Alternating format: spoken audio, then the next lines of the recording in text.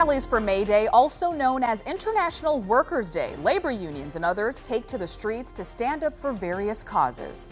Hello, everybody. I'm Nikki Zizaza. And I'm Rick Ritter. Welcome to those of you watching on CBS News Baltimore and right here on WJZ. Recent policy changes by the Trump administration putting worker rights in the spotlight now. Rallies are happening right now across Baltimore City, from City Hall to Rash Field to Camden Yards, and they are all meeting at one place, McKeldin Square at the Inner Harbor. And that is where we find our Janae Reese at 5 o'clock. Janae, you're at the center of where it's all happening. Walk us through what you're seeing right now. Well, Rick and Nikki, I don't know if you guys can tell, but this crowd has grown exponentially. I want you guys to just follow me here. You can see that there are signs popping up all over the place. So if you plan to drive downtown, you'll see a lot of this action. And I want to come right back over here because this is one of the many protests and rallies happening. This one is for Palestine. This is all because people are upset at the recent decisions made by the federal government. We had a chance to stop at one of these rallies earlier at Johns Hopkins University. We had a chance to speak with the students, and they say that there's so much more to all of this.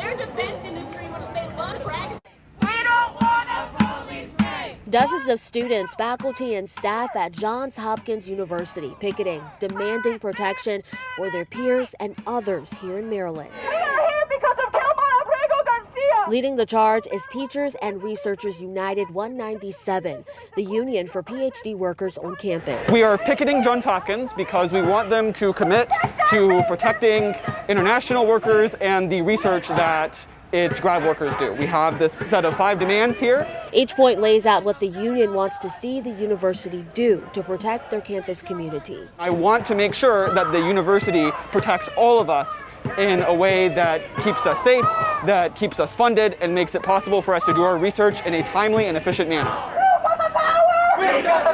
This rally comes days after Johns Hopkins tapped into its $13.2 billion endowment to compensate for major cuts to research funding by the federal government. It is very important for people on campus to be able to do their research and teaching work without fear of ICE or their funding being cut or anything like that. Sheridan Ward is a graduate worker at JHU and says this is just the beginning.